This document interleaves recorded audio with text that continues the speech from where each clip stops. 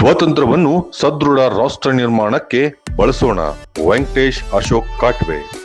ಪ್ರಪ್ರಥಮವಾಗಿ ರಾಷ್ಟ್ರದ ಎಲ್ಲ ಮಹಾಜನತೆಗೆ 80ನೇ ಸ್ವಾತಂತ್ರ್ಯ ಉತ್ಸವದ ಹಾರ್ದಿಕ ಶುಭಾಶಯಗಳನ್ನು ಕೋರಕ್ಕೆ ಇಚ್ಛಪಡ್ತೀನಿ ಮತ್ತು ಎಲ್ಲ ಮಾಧ್ಯಮದವರಿಗೂ ಕೂಡ ಸ್ವಾತಂತ್ರ್ಯ ಉತ್ಸವದ ಹಾರ್ದಿಕ ಶುಭಾಶಯಗಳನ್ನು ಕೋರಕ್ಕೆ ಇಚ್ಛಪಡ್ತೀನಿ.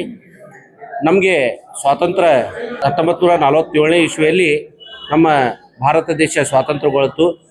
ಇದಕ್ಕೆ ಬಹಳಷ್ಟು ನಮ್ಮ ಸ್ವಾತಂತ್ರ್ಯ ಹೋರಾಟಗಾರರು ತಮ್ಮ ಜೀವವನ್ನು ಮುಡಿಪಿಟ್ಟು ತಮ್ಮ ಜೀವವನ್ನು ಬಲಿದಾನ ಮಾಡಿ ನಮಗೆ ಸ್ವಾತಂತ್ರ್ಯವನ್ನು ತಂದುಕೊಟ್ಟಿದ್ದಾರೆ.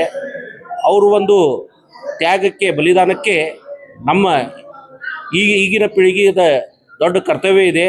ಅವರು ದಿನನಿತ್ಯ ಬರೀ ಸ್ವಾತಂತ್ರ್ಯ ದಿವಸ ಅಲ್ಲ ಮತ್ತು ಗಣತಂತ್ರ ದಿವಸ ಅಷ್ಟೇ ಅಲ್ಲ, ಪ್ರತಿ ದಿವಸನೂ ಅವರ ತ್ಯಾಗವನ್ನು ನಾವು ನೆನೆಸಿ ಅವರು ಒಂದು ಹಾಕಿಟ್ಟಿದ್ದ ಹೆಜ್ಜೆ ನಾವು ಮಾರ್ಗದರ್ಶನ ನಾವು ನಡಿಬೇಕು. ಯುವಕರು ಮತ್ತು ಭಾರತ ದೇಶ ಅವರು ಯಾವ ಪ್ರಕಾರ ಕಂಡಿದ್ದಾರೆ ಅಂದರೆ ಯಾವ ರೀತಿ ಪೀಡಿತರಿಗೆ ಶೋಷಿತರಿಗೆ ಸಮಾನ ಅವಕಾಶ ಸಿಗಬೇಕಂತೇಳಿ ಅವರು ಏನು ಕನಸು ಕಂಡಿದ್ದಾರೆ ಆ ಕನಸಿನಲ್ಲಿ ನಾವು ಕೂಡ ಪಾತ್ರದಲ್ಲಿ ನಡಿಬೇಕಂತೇಳಿ ನಾನು ಈಗಿನ ಪೀಳಿಗೆಗೆ ಹೇಳಿಕ್ಕೆ ಇಚ್ಛಪಡ್ತೇನೆ. ಕ್ಯಾಮರಾಮನ್ ಶಿವ್ ಜೊತೆಗೆ ಶಶಿಕಾಂತ್ ಗೋರವರ್, ಪಬ್ಲಿಕ್ 5 ಹುಬ್ಬಳ್ಳಿ.